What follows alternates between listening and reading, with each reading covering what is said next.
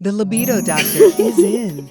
Hello and welcome. This is Dr. Suzanne, and today I would like to talk about the 7 spiritual marks of a chosen woman. If you watched my video about the 2 types of children you will ever have, there is a small section there that talks about the chosen child that is of female gender. Okay, so go watch that video and you will have a little bit of idea of how those children act. How do you know you are a chosen woman? You are chosen from your mother's womb. Jeremiah, in the first chapter, God tells him, before you were formed in your mother's womb, I knew you. It means that God has already written a spiritual plan for us to accomplish on earth. Remember that we are ambassadors for Christ, and our main goal on earth is to fulfill our divine mission, meaning bring the will of God on earth. How do you figure that out? You will notice that you're different from your siblings. To be honest, you are different. But in my particular case, my mom told me, and at some point also, my father told me. I was a teenager, and my mom continually told me, when I was in med school, and she was telling me some of the things I was doing, but I have to admit that it wasn't clicking in my It happened really later for me to pinpoint who I was in the spiritual realm and what was my role in my family, in my, in the society, in my career and all that. It took time. It usually takes time.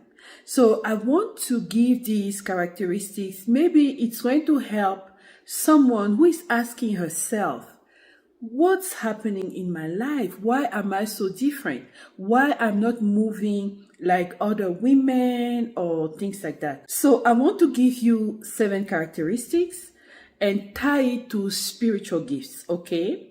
And it's mainly from my own experience, really. It could be different from one person to the other, but usually I believe those are kind of the characteristics that come most often for most people. The first one, I would say, that I noticed in me from a little child is discernment and wisdom. As a little girl, the books I loved to read, I grew up Catholic, so I had a Catholic Bible. In the Catholic Bible, you have the Book of Wisdom, you have the Book of Ben Sirach, and you also have the Book of Proverbs. And those were the 3 books I was reading and reading and reading and underlying and applying and, just using a lot. Even though I was reading other books, but those were the 3 I could sleep and remember some of the verses and just recite them in my sleep. So discernment and wisdom, they go together, okay? What does that mean? It means that when you face situations or when you meet people, you will be able to determine hidden motives. People smile at your face, but they're not always nice. And you will notice that as you grow up, especially when you enter the marketplace, oh Lord, people come to you with deals, but they are coming to cut your throat. It's what's going to help you identify the wolves in sheep clothing, the roaring lions that are sent to destroy the lions of the tribe of Judah. So, spiritual discernment is your first characteristics. Your children bring their friends home and you are able to discern that, this is not going to work. There are some people around your husband and you're able to discern that, this one who says he's a friend or a childhood friend, he's actually not good for you. That spiritual discernment is extremely powerful to help you navigate in relationships. The second characteristics of these people is that they like time alone. And it's not necessarily time alone like that. It's time with God. Because it's during that time that they may be reading their Bible, they may be doing praise and worship, they may be very quiet in their meditation to hear from the Lord and apply some of the instructions they're supposed to apply. It's during that time that they actually go to inquire and ask the Lord, Father, there is this situation happening. What am I supposed to do about it? How do you want me to approach it? Is there something here that I am not fully understanding? So those people usually tend to like being by themselves. Most of the time they are introvert. I am an introvert, but by profession, I have to be an extrovert. I own companies. I have employees. I deal with clients. I have suppliers. I have even patients. And I cannot be an introvert or, shy in front of them. I have to interact. So socially, we go out there and we perform, but most of the time, we like to be quiet. We like to be in a corner, maybe with a book, maybe, just listening to gospel music, at least for me. I don't know what everybody does, but at least for me, that's what I like to do. Number 3, they are very peaceful around chaos. So if, for example, there is a situation that causes people to panic, they will calm down. And when they calm down, what are they doing? They are going to this part of the brain that pulls solution. They will go look for strategies. They will go look for, okay, have we been in these kind of situations before? What is happening? Who is, acting out? Is it, they go back because they are mastermind thinkers. They look at situations and they will try to assess what is the best thing to do. What is the next best move? Am I safe here or am I not safe? They don't just, buy into the panic. And the other thing they have courage, a quiet courage. Like they are not going to defy people or defy situations just to defy them, but they move in this knowing that what they are doing has a spiritual backing. Therefore, they have courage. If they are needed somewhere and people don't necessarily want to go, they will go because they know that God is backing them. Okay? Number 4, they move in love. Love and compassion. Remember that God is love. So it's going to be manifested in all levels. They are very compassionate people. They like to help others. They like to provide solutions. And most of the time, they do it with instructions from the Lord. They are very generous, but they don't just give to give. They give when God says give. Okay? So you can be here asking them for like $1,000 and they're going to tell you, the economy crisis, it's hard. But as soon as God tells them, I want you to give 50,000 to this ministry, boom, they will do it. Okay? So they move, but under divine instructions. They move in love, they move in compassion. And you will notice that this type of people are attacked a lot. They attract a lot of jealousy, a lot of gossip. And this is one thing they don't do. They are truthful. They will tell you things the way they are. They don't gossip. They don't backstab. Especially for us women, like a lot of women like to move in, competition. Let me call it competition. competition with jealousy, envy, backstabbing, lying on others, belittling them, putting them down. They don't do that. But most of the time, what women need to understand is that when you're facing a chosen woman, you will hardly win against her. You almost never win because she's not moving in the same dimension and realm as you, and she can actually see what you're doing. And it gives her the opportunity to rise above what you're doing and really move on. That's what I should say. Okay. Number 5, they move with grace.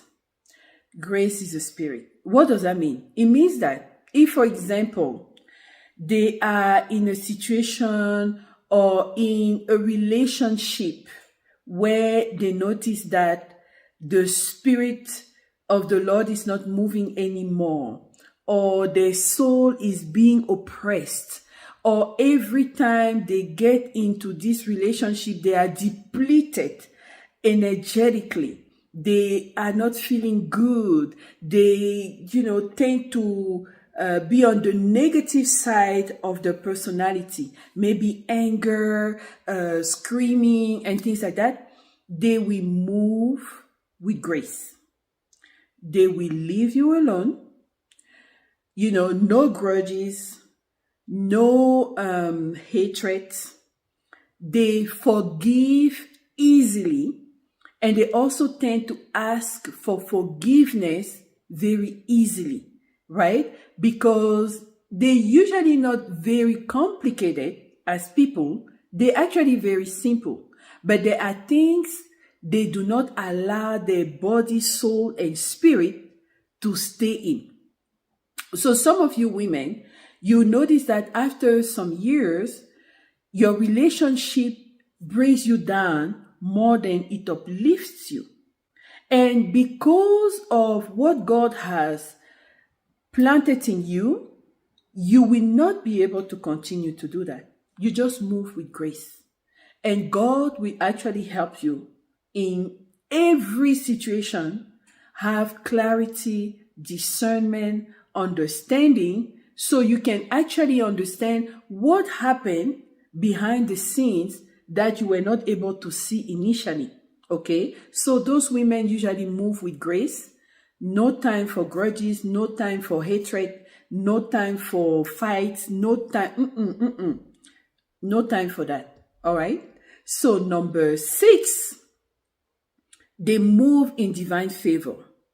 When a chosen woman enters an environment, the atmosphere is going to shift because she's not alone. She herself walks with spiritual backing. Okay. What does that mean? It means that if she enters a situation where there was a long-term blockage, the situation will begin to open up naturally, progressively, even if she doesn't do anything about it. It also means that she will be able to unlock situations that have been locked. Let's say maybe you've been wanting to get something done for a long time, and for some reason it's always blocking. She comes, and maybe with one idea, with one strategy, the thing opens up. They have spiritual knowledge. That's the 7 characteristics. Spiritual knowledge, understanding. They actually have territories they must conquer. Okay? In order for you to conquer, you need to have the authority. If you are acting in a place where you don't have authority, you will lose the battle. So you actually have to understand, what are my territories? What am I supposed to do? What is my divine mission? And God will give them victory in most of the battles, if not all. If God has sent them, He will give them victory. Just like David inquired of the Lord every time before going to a battle, and God would tell him, go. You will win. That's how these women act. You don't just go to go. You go when God says move. And because God says move, he gives you strategies. He gives you understanding. He tells you exactly who you are fighting. He shows you the spirit behind. Oh Lord, that's how we move. So those women, they may be kind, but they are not foolish. They may be gentle, but they are not weak. They may be quiet, but it doesn't mean that they are not warriors. They can wage terrible wars and win them. And then after they're like, okay, done. So never underestimate them. Because you see them, maybe I remember I was telling someone one day that I know the type of spirit he's engaging against me. And I started telling him, you doing this, you doing this, you doing that. And that person looked at me and was like, I thought you were a medical doctor. I thought you were intellectual. How do you know all this? Who taught you all that? I just smiled and I said, don't try me. Don't try me. Because usually what happens and what I have noticed in my life is that people come and they attack. But when you come attack me, you have given me permission to cut your throat. And when I cut your throat, you will regret touching the chosen of the Lord. So, these are the characteristics of chosen women, spiritual characteristics. I only mentioned 7, but there are many more. And if you find yourself in this category, just pray to the Lord and ask him, Father, what is my territory? What is my divine mission? Who did you call me to? Who am I supposed to help? What do you want me to implement on earth? Let your will be done. Okay? Thank you so much for listening, and I'll talk to you later. Bye.